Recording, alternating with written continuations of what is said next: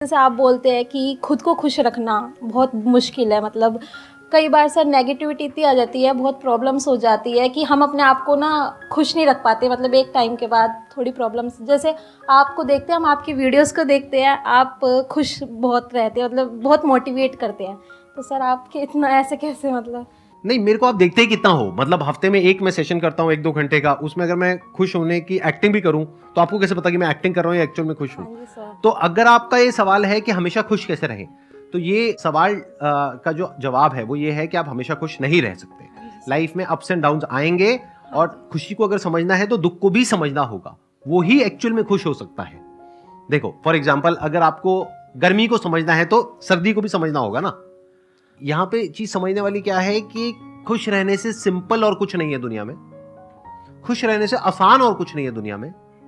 लेकिन on the other hand, क्योंकि ये इतना आसान है, इतना सिंपल है, तो इसलिए हम इसको बड़ी आसानी से लेट गो कर देते हैं। क्योंकि जैसे ही मैं आपको बताऊंगा खुश कैसे रहते हैं, आप कहोगे अच्छा बस इतना ही है।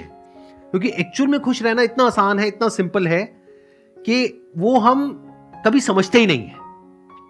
तो जो सबसे आसान चीजें होती हैं, जो सबसे सिंपल चीजें होती हैं, उसकी हम कभी प्रैक्टिस नहीं करते हैं। हम कोई कॉम्प्लिकेटेड आंसर ढूंढते रहते हैं और ऐसा लगता है कि पता नहीं क्या हो जाएगा उससे, और इस चक्कर में हम भटक जाते हैं। जैसे फॉर एग्जाम्पल, अभी हम सब सांस ले रहे हैं, कितना इंपॉर्टेंट है हमारे लिए? बहुत इंपॉर्टेंट है। कभी इसके बारे में सोचते हो? कभी भी सोचते हो? नहीं सोचते। कितनी बड़ी चीज है, उसके बारे में हम नहीं सोचते। लेकिन अगर सांस ना आए तो सिर्फ उसी के बारे में सोचते हो। हाँ जी हाँ जी। तो क्या कुछ ऐसा हो सकता है कि जब आप सांस ले रहे हो तब नहीं, जब सांस नहीं आ रही है, जब सांस ले रहे हो तो उसकी इंपॉर्टेंस को देख सको? इसको खुशी बोलते हैं, इसको ग्रैटिट्यूड बोलते हैं, इसको बोलते हैं जो है उसको देख लेना। आपको एक शॉर्टकट बताऊं आप लोगों को खुश होने का, अभी खुश हो जाओगे सारे के सारे, पागल हो जाओगे, झूमने लग जाओगे, नाचोगे, कूदोगे, कपड़े वपड़े फाड़ लोगे अपने, मतलब हैं, साथ वाले के बाल वाल नोच दोगे। एक बार माइक दे दो, मैं आपको बताता हूं, देखना अभी खुश हो जाओगे 1 मिनट के अंदर अंदर। देखो, आंख बंद करो सारे के सारे।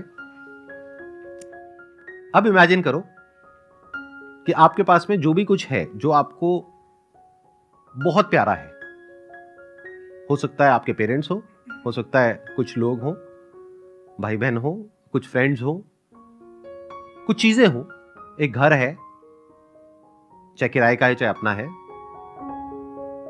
तीनों टाइम का खाना मिल रहा है, बहुत कुछ है आपके पास में। इमेजिन करो कि कल सुबह आप उठते हो और वो सब गायब, सब गया।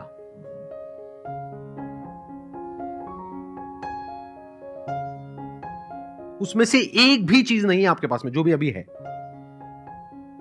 कोई इंसान नहीं है, सब गए। अब आप रो रहे हो, चीख रहे हो, चिल्ला रहे हो, भगवान से मांग रहे हो कि हे भगवान, जो भी मुझसे छिन गया है वो मुझे वापस कर दे।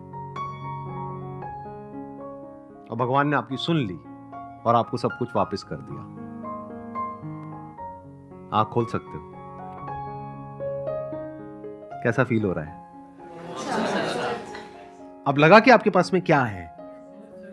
तो जब वो चीज छिन जाती है तब हमें उसकी इंपॉर्टेंस पता लगती है। माँ है, बाप है, भाई है, बहन है, दोस्त है, एक घर है, एक कंफर्टेबल लाइफ है, पता नहीं क्या क्या है, बट इसकी कोई इंपॉर्टेंस ही नहीं है। अगर इसकी इंपॉर्टेंस आपको समझ आ जाए उस सबके रहते हुए ही, तो इसको खुशी बोलते हैं।